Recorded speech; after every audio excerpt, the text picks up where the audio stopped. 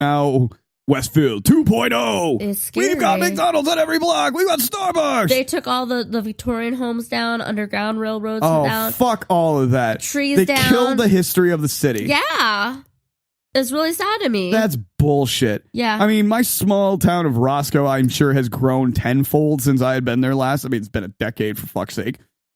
But the way I remember it still has that small town aesthetic. And my college town was even smaller than my real hometown. Yeah. But I was so close to a major city, it didn't really matter. You know what I mean? I still got the hometown appeal, but I also got I'm a street life kid. Bam, motherfucker. You know, like I could say all the dirty things that, you know, I don't know. People would try to act like that. And you're like, you're from Westfield. What is wrong with you? Now it's like, I'm from Westfield, motherfucker. Yeah, it's more like that. Woo. Yeah. God, the fucking Midwest. Oh, I did that gotta off go mic. milk a cow. Yeah. Actually, one story before we end this. I know we're gonna end this. Sure. When we sold the small town effect in my town, people would drive their tractors to school for Spirit Week, and they'd be like, whoever left their lights on their tractor needs to turn their lights off. Jesus Christ. Yeah. And now we're not really like that anymore. No. But that's what it was like that when I was in high school. Let's see if I can do, okay. This will describe the first 18 years of my life.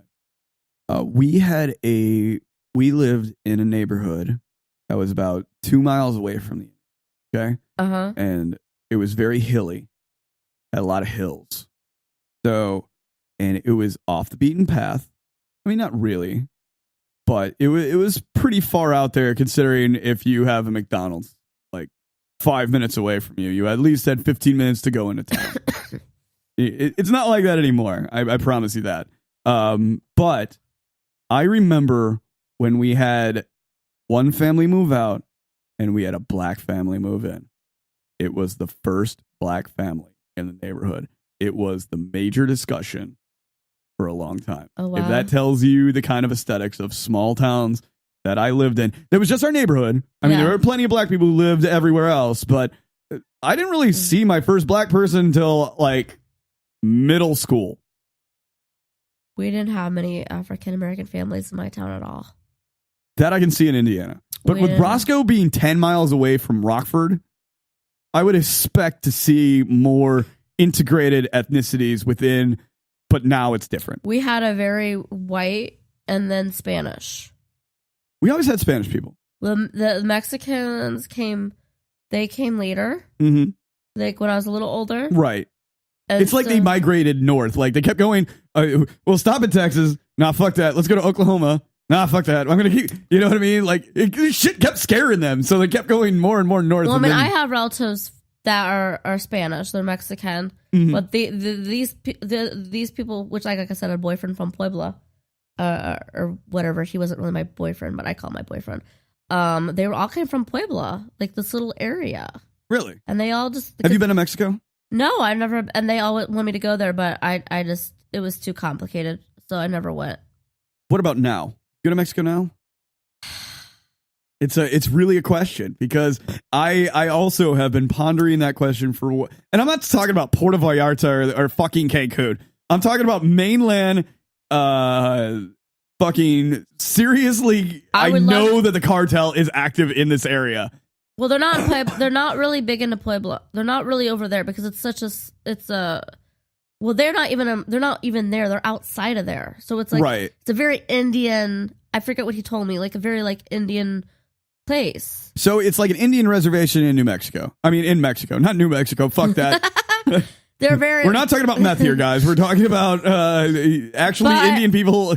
Aztecian, Mayan kind of Indian. That part of Mexico. Central Indians. Central They're very American much Indian. like that. Though he would describe to me and tell me. Right. But he just got married. He was with this... I don't need to get into that story. Right. But that was... I kind of don't want to show up because I'd be like, oh, there's Julie after 10 years later. I finally convinced myself to come to Mexico. That's your bite line. I'm on vacation, guys. I thought Mexico, and I thought of you guys. His whole family would party if I showed up. They're going to party either way, Julie. They would party if I showed up, but I still feel really uncomfortable. His wife might chase me with something. And Sandal? I don't know. Her name was Concepcion. What? Say that again? She's probably going to listen. Concepcion. You're fucking kidding me. That's her name. I'm sorry. Conception? Concepcion. Wow. I, for the first time in my 15 years of hearing very... I'm sorry I'm being so stoic. I really don't have anything to say, and I really don't want to belittle this person, but you sound like your name is Conception, which is what we use as protection for bumping uglies. Okay? But this is a common name over there in this area, in the area. Well, I've been told. Concepcion. I'll say it like a French person. That's the only way I can say it. If you want to tell us, if you want to tell me about you, Concepcion, and you're listening to this, I would love to talk to you. I don't think she speaks English. Then she's not going to listen to this. I don't know. Like, she just you literally fucking said just like 30 seconds ago she might listen to this. I'm like, but she doesn't speak English. Well, what if somebody tells her what we're saying? That's the thing. That's a... Okay, She's gonna chase me with a bat. That's what's gonna happen. No. Okay, so you don't know the ongoing Spanish joke in America now, right? Right. The new Spanish thing that we are all stereotyping every Spanish grandmama. What is a grandma in Spanish called? Abuela. Abuela, yes. And that's really legitimate. Like, that has been taken into the American English language. Like, abuela is a Spanish grandmother. It literally says that in the fucking dictionary. So I imagine this Concepcion Abuela. I can't even fucking say it. It's so off the fucking wall. This is the highlight. You in a newspaper in 4th grade, you to China, and you knowing someone Conception as a name. Well, I never met her. Okay. I found her on Facebook. This person exists. I was stalking Facebook. And this is why social media is bad. Because there are people named Conception out there. Because he had a girlfriend and another girl. God damn. And told me he couldn't marry me because I wasn't a Mexican wife. Would not make a Mexican wife. Can I please name this episode Julie Concepcion Brown in air quotations, and then says karaoke bar time? I'm just kidding. It's not going to say your name, but oh my God. I'm going to have so much fun listening back to this. You are doing Grumpy's every Tuesday night for the duration of May, 7:15 to 9:15. It's free right now. Yeah, 7:15 to 9:30, and it's free right now. No free covers, but 2-for-1 drinks. We probably will eventually have a cover on it, but we're trying to get people through the door to see how awesome this is. It's time to build up the clientele to come and enjoy the educational experiences and learning and engaging in improv comedy. Mm-hmm. And it might seem silly the first time you go, but that's the point, is losing your inhibitions and being okay to be silly. Woo! Julie is one of my favorite people. This has been one of the most fun nights I've had doing podcasting. I love doing this. This fucking show is great. It's random. This is my 3rd hour of doing it today. It is so much fun, and I have 2 more interviews tomorrow. I am so excited because every interview has been so wonderful so far. I know I'm going to have a shitty one coming up. You're going to have some really rude person on there soon. But they won't have a friend named Concepcion on there. I'm going to fly to Mexico and interview Concepcion. Well, Ramon Concepcion. I can find her on Facebook. This woman is going to get fucking everyone named Concepcion in America is going to fucking blow up in a stupid. Oh my gosh, I've been in trouble. See, I can't go to Mexico now. You're going to get abducted by the cartel by someone who has a name of Concepcion, like the Queen of the South and drugs. It's a fucking show. I gotta bring it back. This is why I'm never gonna get a boyfriend. Well, if you use Conception, you won't have any kids. All right. Okay, that's enough. That's enough. We've gotten to that silly zone of where we're talking to the random. I wonder what's gonna get edited or not. I don't think anything. I'm gonna put Aaron's stamp of professional approval on this bitch right away. What if they show up and they be like, "Listen, we don't like talking on the radio about this." I can't wait to do this on a Friday show. You know what I'm talking about. Why you should not fall for your busser. This is why.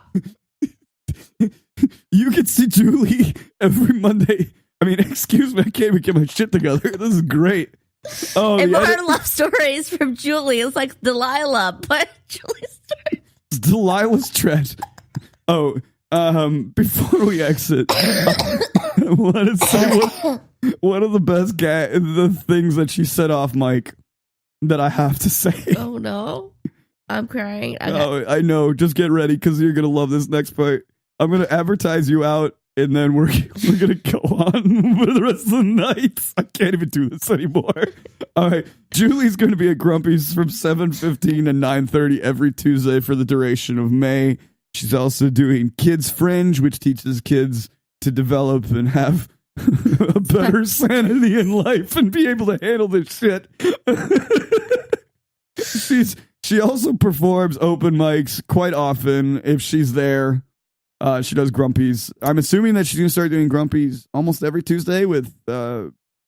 Possibly. I have to wake up really early for my other job. So my 20 jobs that I have. My 20 jobs that I have. This woman seriously has 20 fucking jobs. She's like me. She's like, how am I going to network today? That's why I got to go marry a doctor or a lawyer. I just need all the free time and the free money. Because I can't do this anymore. Fucking 35. This shit sucks. My birthday's coming up. I have to keep these wrinkles for not coming.